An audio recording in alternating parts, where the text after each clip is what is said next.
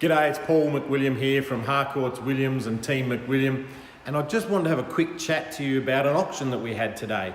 Now, it was a successful auction. We sold the property under the hammer for above the price that we were quoting, so very happy with that. But it was one where we needed to, employ some strategy and some experience, because at the start of the campaign, after the first weekend, we'd identified around 4 to 5 potential buyers. Now that's not unusual. You have people coming through and indicating that they're interested, and that was good. We didn't have massive numbers. We probably had about 18 or so people through the property on that first weekend. And as the campaign dwindled, we lost a few of those people. We got a few back, but as it got closer to the auction day, 3 of our potential, what we'd identified as about 5 buyers, had purchased other properties. 2 were still with us. 1 turned up to the auction. Now, we'd spoken to the other person only a day or so before the auction, and they said, yep, we're going to be there, but things change. So what do?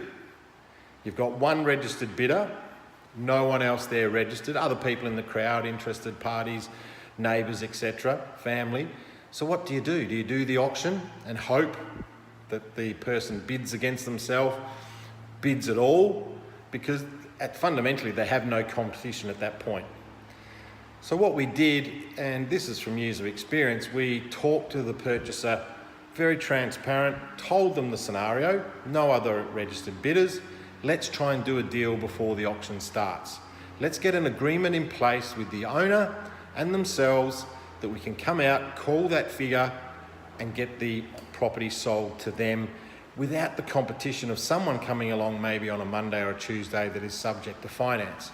Now, the reason we did that is because obviously for our vendors, we feel auction is a brilliant way to sell because it's cash unconditional. And if the money is at market or better, cash unconditional is certainly, in our opinion, better than a subject to contract. So what we had to do was do some negotiation, and that's realistically, that's what we're employed for. We're not employed to stand at a home and just take names and numbers, turn up on the day and just let things unfold. We're there to strategize, to guide, and to push things along to get the result for our vendor. So what we did, we negotiated.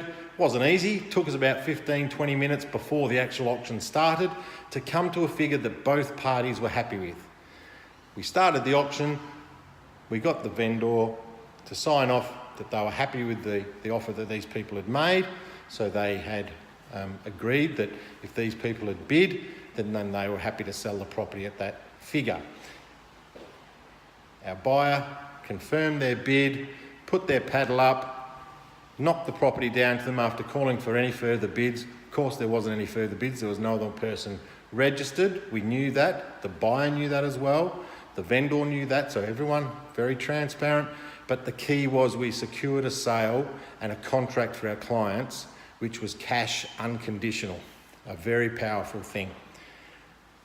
Long story short, vendor very happy, buyer happy. They don't have to contend with people coming in today or tomorrow subject to finance, and the job's done.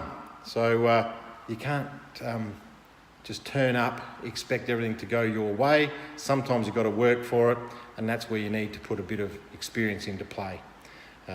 Just thought I'd share that with you and let you know that they're not all like you see on TV where everyone turns up and bids without much effort. Sometimes quite a bit of work has to go into it to get the job done.